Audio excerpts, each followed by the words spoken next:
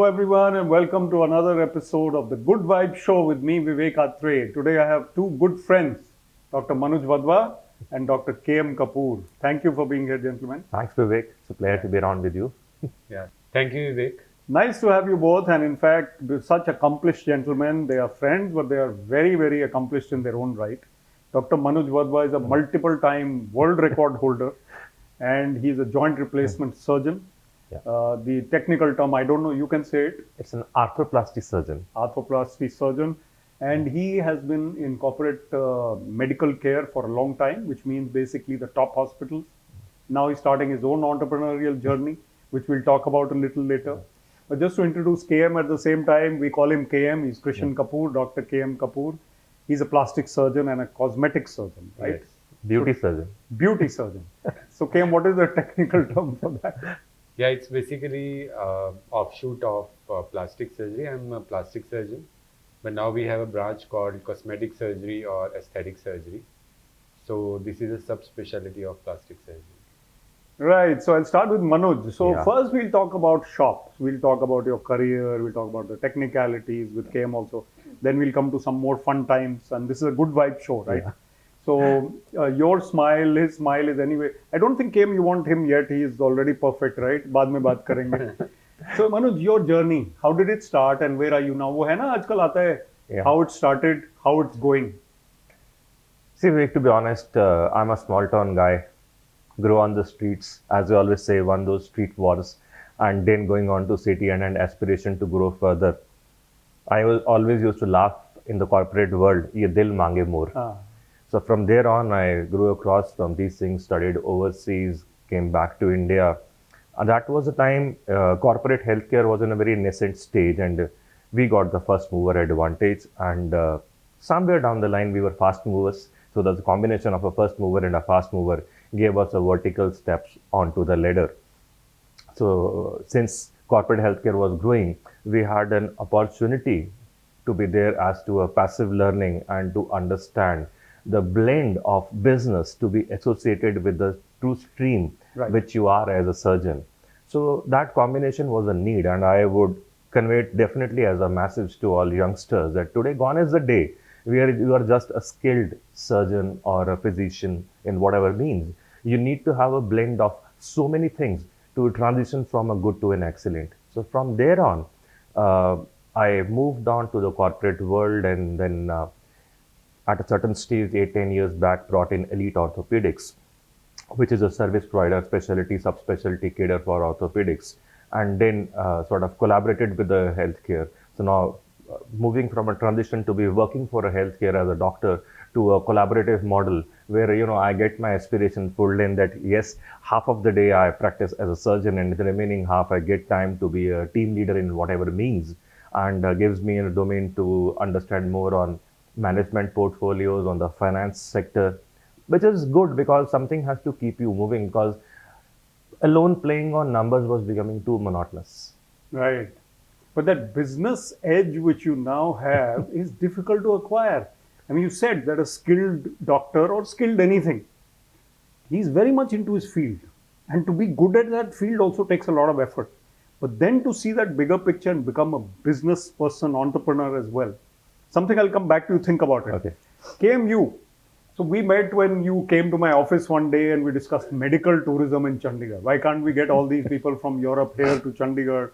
You being a plastic surgeon, and we started some stuff. How's been your journey before and after that? Yeah, like Manuj, I also started my career from a small town. I am from Patiala. Did my graduation and post-graduation from there, but then I moved to PGI, worked there for 3 years, got my plastic surgery training. And then again, that was a time when corporate sector was growing in Chandigarh and Mohali. So from there came the idea of starting medical tourism, because aesthetic surgery per se was a very new branch in India, and there was a lot of scope, a lot of growth was happening. We used to get a lot of queries from other countries because we were providing good quality services at a very reasonable price. So those people wanted to come here, and that's how I got in touch with Chandigarh administration, and Vivek was heading at that time the tourism department. and that's how we met, and we started some initiatives. And How's it going now? Where have we reached? it's going pretty well, but at that time, the idea was that in India, aesthetic surgery was not very popular. So we need to kind of get people from outside to increase the scope of work. But in last 4 to 5 years, the Indian population has become so aware of the aesthetic procedures that we don't need to look for uh, outside India to grow this specialty. Okay. Our hands are full even with the local people, and everybody now, thanks to Facebook, Instagram, Snapchat, and these phone cameras, people are clicking themselves every day, making videos, posting it online. So people have started scrutinizing their looks, their appearance far more than what it was 10 years before, when you would have a separate camera and not in the phone. So now there is more emphasis on the appearance. So that's how the branch of aesthetic surgery or cosmetic surgeries is growing very fast. So basically, you're doing very well. We'll come back to Now, Vivek, you. I'll and just we'll pitch in a point out here from the sweet spot he left through. I saw him evolving, and all this while, whether he's aware or not, and he took his point on a medical tourism in a very small cocoon of aesthetics. I believe that he has a talent and an aspiration way bigger. So 10 years back, when we were in the corporate world, I could see my friend, gelling in his thought, his ideation was very, very unique. And I used to go back to the healthcare and mention that if we even follow his points in his thought process, we can fetch a very big pie of international healthcare. But at that time, there was a debate: how can a doc think bigger than the management? And so he has done wonderful for himself. But I would say this part of India has a huge amount of a potential. There is nothing across in the globe where you talk about any vehicles, cars, automation, or mobile phones or cameras where we would have something which is 1/10 the price of the international world. Healthcare is the only thing. You get the same quality endpoint at 1/10 the price. So you laid on to tourism part, especially medical tourism. My friend had a good amount of a vision, but still I believe that we have not even nurtured 10% of what is there is a potential. And look at the talent. Both of you are outstanding doctors in your own right. But Manuj, this idea we were discussing, you mentioned it briefly, and coming back to it now, the physician entrepreneur or the surgeon entrepreneur. Tell us about your journey and what would you advise others to be in this? So, to my all youngsters who are listening to us today, first, you should have a vision. I think the major part is you should have a vision. Along with the vision, you need to have a passion to take it, because it's your dream. And you'll require a lot of people to be driven along in this path. Till the time you are driven, till the time you are a team leader who has a capacity to follow. I mean, the people have to follow your vision and think that your vision is their vision. And third thing, which I always say, is you should have a very high risk-taking appetite. Because every time you are trying to bring a change in the system. So with us as surgeons, we master a particular process, then it's a repetition. We have already mastered it. So I would say entrepreneurs are the people who can think out of the box, who want to bring in a change, who have a vision very, very clear that, this is the way we have to reach on. Their vision and mission matrix is very, very clear in their mind. They work backwards onto a strategy to fulfill that, to put it to a time-bound execution. So I believe that all this while we always thought that India is going to be an explosion for a healthcare. So a lot of people, we talk about corporate healthcare a big way or a private healthcare. So Vivek, if you look back at a parameter still a couple of years back, the only mantra was, in India, it is the government-based healthcare which is the main. COVID has proven, and today we have a data to say that private healthcare controls 60 to 70% of our healthcare scenario. Right. And when we talk about a private healthcare, the thoughts that come to our mind may be Apollo's or Fortis or Max or Medanta.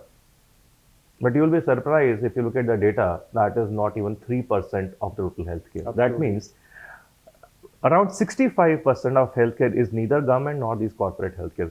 So there is a huge amount. We have a capacity for maybe $100 billion industry set getting on. So more and more younger doctors, physicians, surgeons, whatever, have to wear a double hat, both as a physician as well as an entrepreneur, to lead this progress.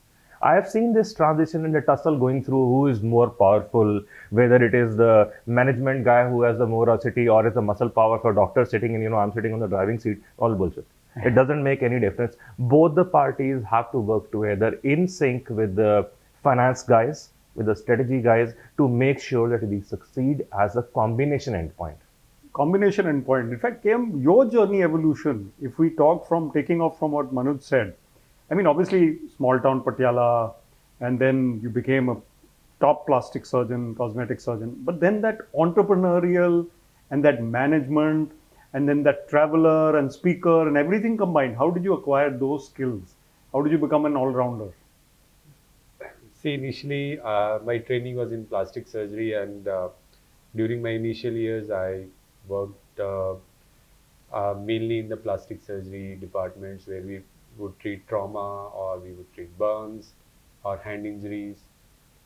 But then, all this while, I was looking at aesthetic surgery as a future branch, and very early on, I decided to branch out into the aesthetic surgery and along with the cosmetic surgery into non-surgical cosmetic procedures, and which was very new in India, like injectables or lasers.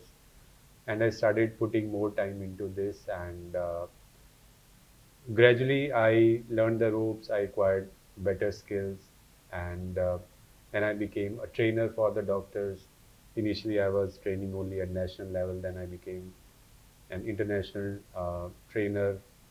I used to travel all across Asia, in Australia, some other countries. And uh, education also became a passion, training people, training the colleagues. Very important. And actually, people say it is training. I would say it's not training, it's a learning. Yeah. When you are teaching somebody or you're training somebody, he's also teaching you a lot of things. So That because all depends the on your people, attitude also. Attitude, If you're receptive, yeah. yeah, and I share my knowledge, but at the same time, the people who come to attend my lectures or who come to attend my trainings, they are all also into practice. They are also trained plastic surgeon or dermatologist. So they also share their part of knowledge. And so it became um, a very nice exercise where I taught a lot and learned a lot. And in fact, from there, of course, we are doing a lot of procedures and we are expanding our clinics. But our next major move is going to be in medical education, where we are trying to position ourselves as one of the top uh, clinics or academy which will be providing aesthetic training to the doctors in India. But personally speaking, I've seen you evolve myself as a friend. I've seen you become that Dr. K.M. Kapoor who's internationally traveled. And Manuj, let me tell you, I had a problem with somebody from the family was in Bali, Okay. unwell. And I was asking somebody to help. And then I thought of KM. I said, KM, do you happen to know anyone in Bali? And he knew a doctor in that very hospital where my relative was admitted. And somehow she was able to help. So, you know, that international He has travel. his that- contacts in all kind of places. all center. Okay. But KM, one quick question to you also again. Any awkward moments? I mean, all these people who come to you, they come for plastic surgery. Some of them must be coming confidentially as well. Maybe all of them. I don't know. Awkward moments sometimes. Yeah, in our specialty, privacy or confidentiality is a big thing. And once it just happened that uh, we were doing treatment on somebody, and after 15 minutes, the wife also came, and both husband and wife, they had not told each other that they are getting aesthetic treatments. And I knew that both are here, but both of them, they didn't know. And I didn't want them to meet. So in our clinic, we have a very nice system wherein we have many consultation rooms and many treatment rooms. And we mostly we don't let our patients wait outside in the waiting area. So they don't see each other. Yeah, So they don't see each other, and we move them into. But why should husband and wife hide from each other this? I mean, maybe they're giving them each other a surprise later. Say, देखो Yeah, मैं कितनी maybe. सुंदर हो Yeah. गई हूँ He दोबारा." gives different candies to.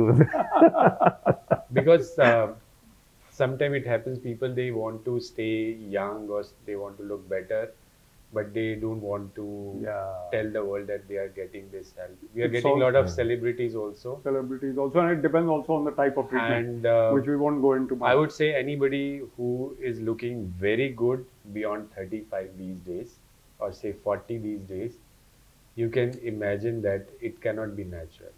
तो ये दोनों मतलब हम ऐसे ही बैठे हुए हैं यहाँ पे मतलब But of course, there are some exceptions. ये देखो Manuj, you've also, he said celebrities. You have treated Yeah. what kind of celebrities? आप बताइए जरा दो चार celebrities who can be mentioned. And yours is not that confidential. No, mine either, is right? not yours. I've paid a lot. I paid the Prime Minister Manmohan Singh's sister, Bhavi. Then I was treating Mrs. Milkha Singh also. And then recently I did Ayushman Khurrana's father, Gurdas Man's wife, I operated.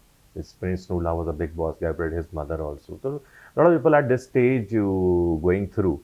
So you do. So celebrities, more I think with a guy like you, Vivek, where I have always seen you as a very, very inspiring people, including I was a very pertinent part of your fan club at Thank that you. stage. Thank you. When you go on to speaking also. I believe that a message for all youngsters who are listening to us today is nothing is impossible and the vision has to be very, very clear. And that's, I think, a message I keep saying. I still remember the time, Vivek, I think it was 2009. I was climbing up the ladder and going up, and that times in our streams, doing 500 joint placements in a year was something which was a very big figure. So I was in that elation going through, I've achieved. One time I was going to Goa and the head of a very big pharmaceutical was sitting with me, very learned guy and IIM pass out. He told me while sitting in me, you speak very less. Dr. Wadhwa, tell me, what would you do now? I said, means?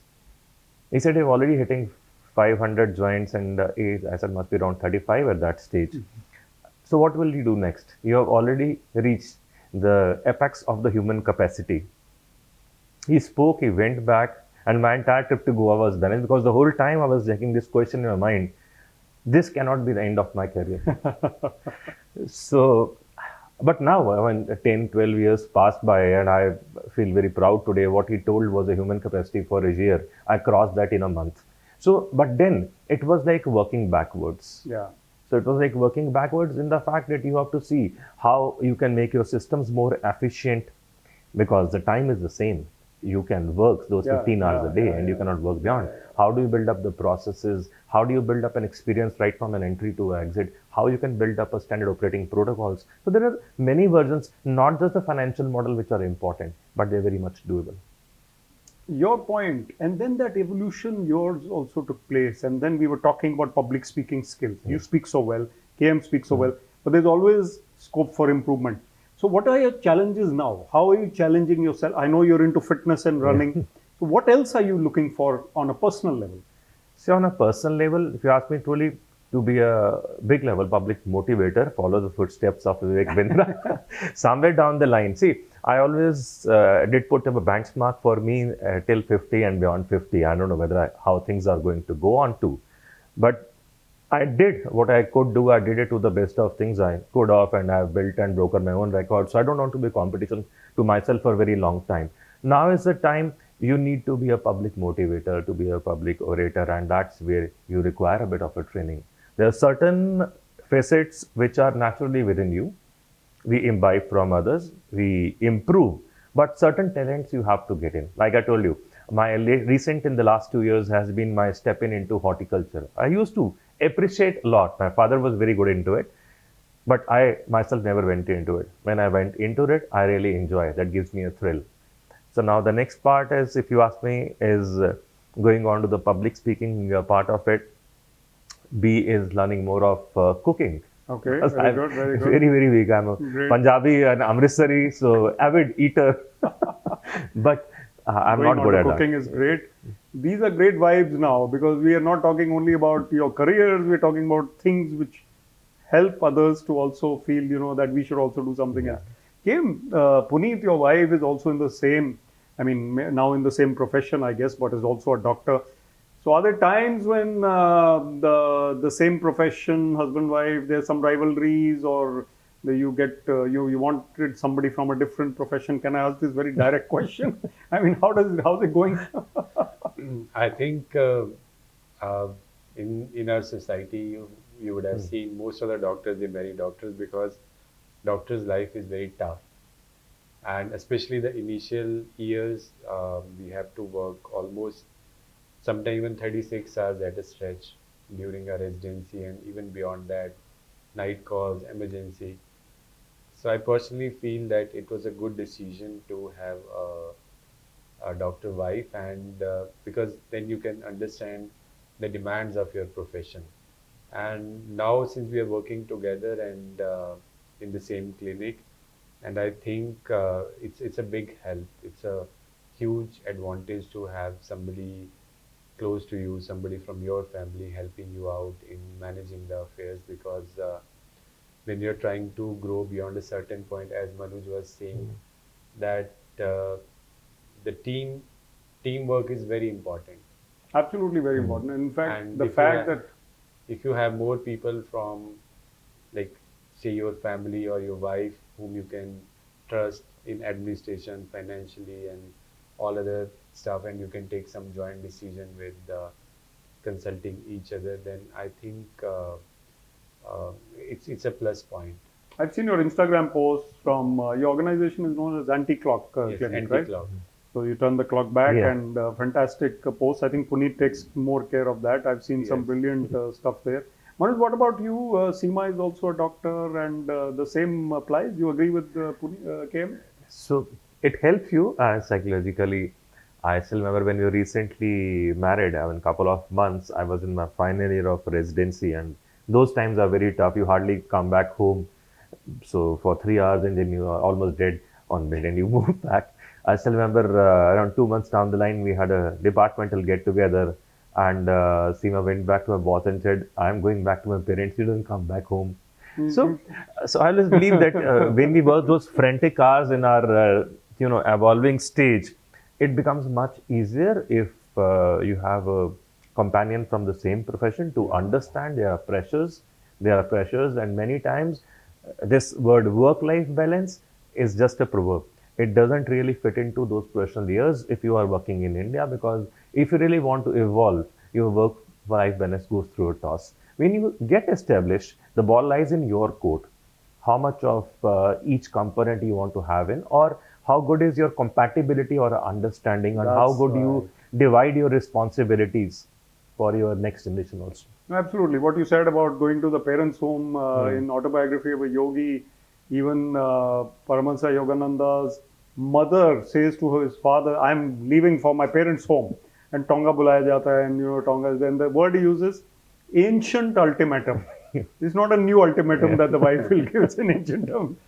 So you're both modern people. One last bit of advice for youngsters. How should you lead your life? I know you mentioned it briefly, but one or two sentences on how should youngsters look forward to the future in this era.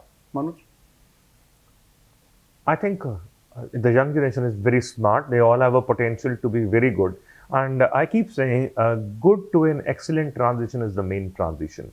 A good to an excellent transition does not require you just to be a very good professional in whatever stream you are on. It gives you have an insight which is around 360-degree coverage. How do you carry your ecosystem, your ethos, your character, which is very, very important, because your moral character is what ultimately would get exposed. So for reaching where you want to reach in this ladder is very important, but do not compromise on your character to be reaching there. That's, I think, extremely important. Very well said. Excellent point in today's context. Kim? Yeah, my advice is also quite similar to Manu's, but I would also want to add another thing, that one should need to learn how to be very flexible, because times are changing.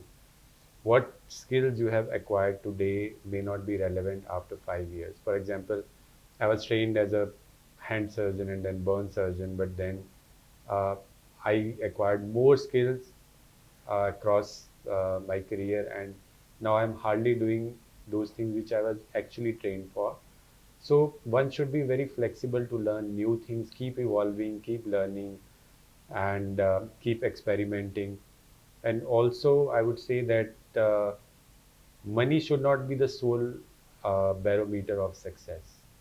So initially, when I started my practice, everybody said you should be trying to get more patient, more work, more money, and academics are rubbish, they are no good.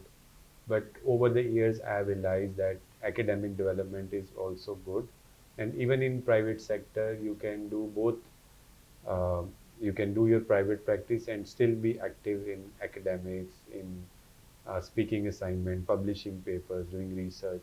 So I think it should be a balance between these two. Uh, uh, of course, it's important to grow in business, but if you want to grow in stature, internationally or nationally, you should be good in both your practical skills as well as in academics. Wonderfully well said. I think Manuj, I you would want like to add something? up a point here. As Kim rightly said, and that goes on to a lot onto the youngsters I see today. For them, for majority, that's what I would say, success is either positional power or financial power. I said no. That positional power or financial power is too transitory a process. Success is something that gives you a kick, really gives you a kick to outgrow your thought process and go to the next step. So don't be fancied towards, as he rightly said, profit or gains. It is just a byproduct. Anytime you succeed, that is going to come along. Positional powers are very, very transitory. Like Vivek, you have been into positional power to the apex of it, but doesn't remain forever. Yeah. So I think success has to be quantified by a lot of different parameters across. And if you get swayed across it, I have to be a director or a chairman or I have to get this a big house, that is always going to sway in It's a wrong endless, direction. actually. Yeah. So well said, well said. I think we're running out of time. So I just want to thank you both, Manuj and KM. You're outstanding doctors, outstanding human beings. And I think I and the audience have learned a lot through this Good Vibe show. A pleasure to have you. Thanks, Vivek. Thank you, Vivek. Thanks, Kim. Thank you. See you soon again on another episode of the Good Vibe show with Vivek Atray.